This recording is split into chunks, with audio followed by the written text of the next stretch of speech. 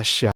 Sabi niya, ibig niyo bang sabihin, bawal kayong tumawa muli na paulit-ulit sa isang joke? Pero pwede kayong paulit-ulit na magreklamo, umiyak, maging malungkot sa iisang problema? Oo nga naman po, no? Pakaisipin po natin ito. Bakit yung mga masasayang bagay o mabubuting bagay sa ating buhay, pinagsasawaan natin? Amen? Pero yung mga masasamang bagay, yung mga nakakalungkot na karanasan, hindi natin pinagsasawaang isipin at balikan. Pag nilayan niyo po yun, mga kapatid, yan kasi madalas ang problema ng napakarami sa atin. Nakakulong tayo sa paulit-ulit nating pag-iisip sa mga nakakalungkot na bagay sa ating buhay. Marami sa atin, tinotorture ang ating sarili. Marami po sa inyo, ginawa ng drama ang kanilang buhay. Pero mga kapatid, ang mabuting balita na muling pagkabuhay ng ating Panginoong Hesukristo, pinapakita niya sa atin na pwede naman nating piliin na maging masaya. You don't need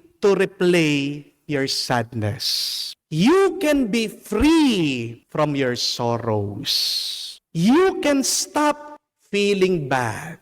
And God is commanding us today, please, choose joy, choose goodness, choose peace. Because there is a reason to be joyful. There is a reason to feel good. There is a reason to feel peace in this life.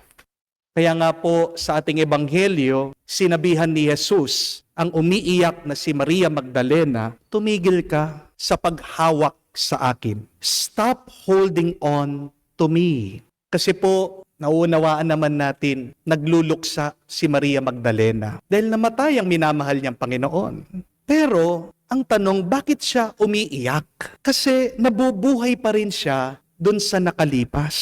Kasi nakatingin pa rin siya dun sa trahedya. Saan nagmumula yung paulit-ulit na lungkot ni Maria Magdalena at yung paulit-ulit na lungkot po nating lahat?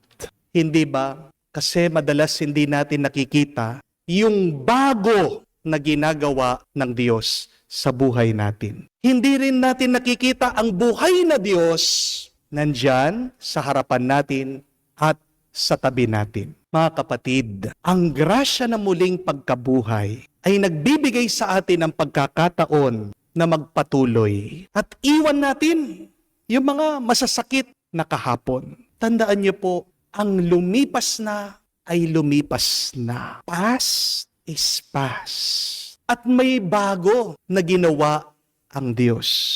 Kung nga po mga kabataan ngayon, napakadalas na magpalit ng iPhone. Parehas lang naman yung itsura pero pinipili yung bago. Pero bakit kayo? Tapos na yung problema eh. Lumipas na yung masakit na sinabi nila sa'yo. Alaala na lang yun, multo na lang yun. Bakit yan yung pinipili mo? Bakit yung palaging binabalik-balikan mo? Ano bang mas maganda? Yung bago o yung luma? Yung bago, hindi po ba? So you have a choice to choose what is new. At tandaan niyo po, ang bago ay ang totoo. Ang bago ang mas mabuti. Ang bago ang mas makakapagpasaya sa'yo. Di ba? Kung kaya mong maging malungkot dahil sa iyong mga problema, kapatid, binibigyan ka din ng lakas at kapangyarihan ng Diyos. Pwede mong piliin na maging masaya sa mga biyaya na binibigay ng Diyos sa iyo. Understand, there is no day that has no grace. Every day is filled with God's grace. Every day is also blessed days.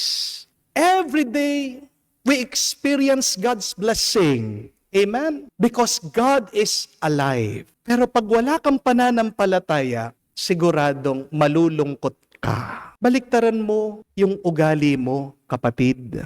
Sana magsawa ka naman sa lungkot mo. Tanungin mo sarili mo, kailan ka magsasawa sa pagrereklamo? Kailan ka magsasawa sa galit mo? Kailan ka magsasawa sa inggit mo? Kailan ka magsasawa sa depression mo? Pero hari nawa, dasal ko at dasal nyo din, sana kung merong mabuti at maganda na nangyayari sa buhay mo, Huwag mong pagsawaan yan. Do not get tired of becoming happy. Please, always choose to be joyful every day. Kasi kahit na paulit-ulit mong balikan yung malungkot na karanasan, hindi ka sasaya dyan. Kahit na paano mo isipin ang nakalipas, kapatid, wala ka na magagawa dyan. Di po ba? Sa kakaisip mo ng kakaisip, anong nangyayari sa inyo? Sumasakit ang ulo nyo.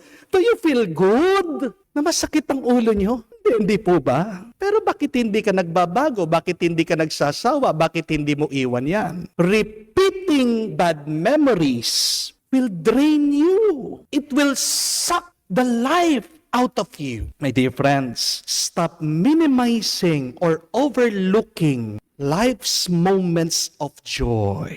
Ang daming dahilan para maging masaya. Pero bulag ka dyan dahil sa iyong luha. Alam ko po, marami po sa inyo mahilig palakihin ang mga maliliit na problema. Expert kayo dyan eh. Talent nyo yan. Pero dasal at dalangin ko din po, sana gamitin mo yung kakayahan mo na pinapalaki at pinapalaki mo yung mga little issues. Ang palakihin mo naman, yung mga grasya na tinatanggap mo, yung mga binaliwala mo, yung mga hindi mo pinansin sa buhay mo, yan ang palakihin mo, yan ang tingnan mo, yan ang pasalamatan mo sa Diyos.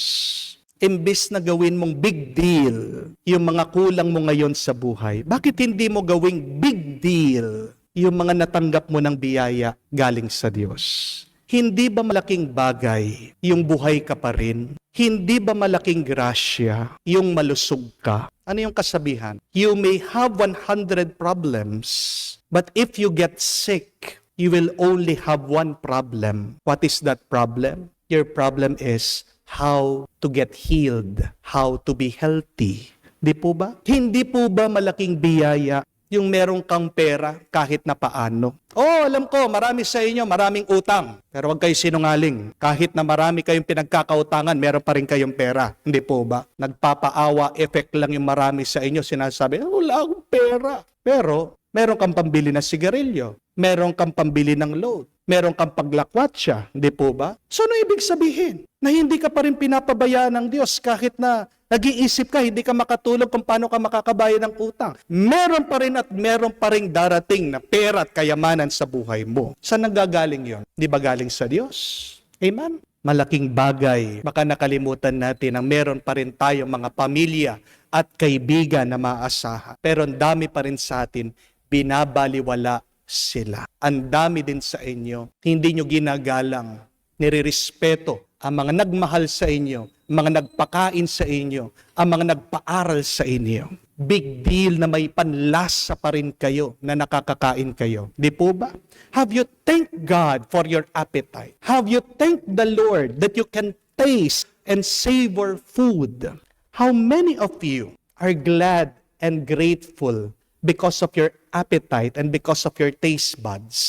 Diba? Kahit na pagkadami-dami ng pera mo, pero kung wala ka namang nalalasahan, daig mo pang patay. Opo, tanong pinakamalaking pagpapala na ating tinanggap. Baka makalimutan natin ang muling pagkabuhay ng ating Panginoong Hesukristo. Because of the resurrection of Jesus, He removed the sting of death.